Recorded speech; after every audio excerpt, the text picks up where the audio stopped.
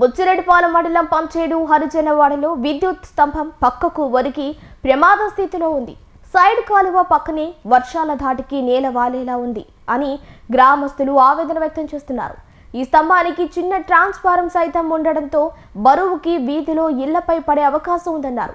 ఈ విషయమై విద్యుత్ శాఖ అధికారులతో పాటు స్థానిక సచివాలయంలో తెలియజేశామని, కానీ ఎవరూ పట్టించుకోవటం లేదని, ఈ విద్యుత్ స్తంభం నేలవాలి ఇళ్లపై పడే ప్రమాదం ఉందని వెంటనే అధికారులు స్పందించి స్తంభాన్ని వేరే చోట మార్చాలని గ్రామస్తులు కోరుతున్నారు. అదేవిధంగా సైడ్ కాలువలో పూడిక తీసి సంవత్సరాలు గడుస్తోందని, కాలువలు పూడికతో నిండి దుర్గంధం వెదజల్లుతూ దోమలు అధికంగా ఉన్నాయన్నారు. బుచ్చిరెడ్డిపాలెం మండలం పంచేడు హరిజనవాడలో విద్యుత్ స్తంభం పక్కకు ఒరిగి ప్రమాద స్థితిలో ఉంది. సైడ్ కాలువ పక్కనే వర్షాల ధాటికి నేల వాలేలా ఉందని గ్రామస్తులు ఆవేదన వ్యక్తం చేస్తున్నారు. ఈ స్తంభానికి చిన్న ట్రాన్స్ఫారం సైతం ఉండటంతో బరువుకి వీధిలో ఇళ్లపై పడే అవకాశం ఉందన్నారు.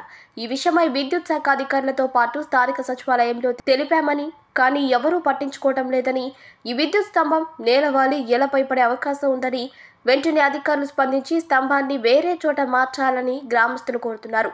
అదేవిధంగా సైడ్ కాలువల్లో పూడిక తీసి సంవత్సరాలు గడుస్తోందని, కాలువలు పూడికతో నిండి దుర్గంధం వెదజల్లుతూ దోమలు అధికంగా ఉన్నాయన్నారు. పంచాయతీ అధికారులు గ్రామంలో పారిశుద్ధ్యాన్ని పట్టించుకోవటం లేదని వారు ఆరోపించారు.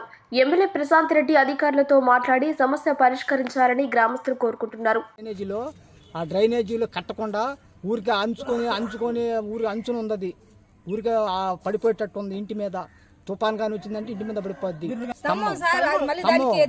డబ్బా ఉంది, మా పిల్లకాయలు ఈదులో తిరుగుతా ఉండరు సైకిల్ వేసుకొని. అది బిర్రుగా గాలి కొడితే ఇల్లు పడిపోతుంది. అప్పుడు మా పరిస్థితిని ఊరు రక్షిస్తారు. మేము 3-4 సంవత్సరాల నుంచి అడుగుతుంటే ఒక్కరూ సమాధానం చెప్పటం లేదు. దాని గురించి సెక్రటరీ కూడా చెప్తే మా వల్ల ఏమవుతుందమ్మా, డబ్బులు లేవు, సర్పంచి డబ్బులు లేవంటుంది ఆయనని సెక్రటరీ ఎక్కడికొచ్చి చెప్పినాడు. మా వల్ల కాదని పుడికి తీయమన్నా కానీ మాకు ఆ డబ్బులు లేవు, మేము తీయలేమంటున్నాడు ఆయన కూడా. పూడికి తీసి సంవత్సరం అయింది, కొక్కిలేరు వచ్చి తీసేసింది. ఇక అక్కడి నుంచి నీళ్లు పాటంలా బిర్రుగా మట్టి ఇంత లోతున్నది. ఇప్పుడు మాకు అటు ఎత్తున వచ్చేసి ఉంది మట్టి. ఇక అది పట్టించుకునే నాదుడే లేడు మా ఊర్లో పంచోట్లు. అదే మా పిల్లకాయల పరిస్థితి, మా బర్రెలు పిల్లకాయల బిర్రుగా గాలి కొడుతుంది.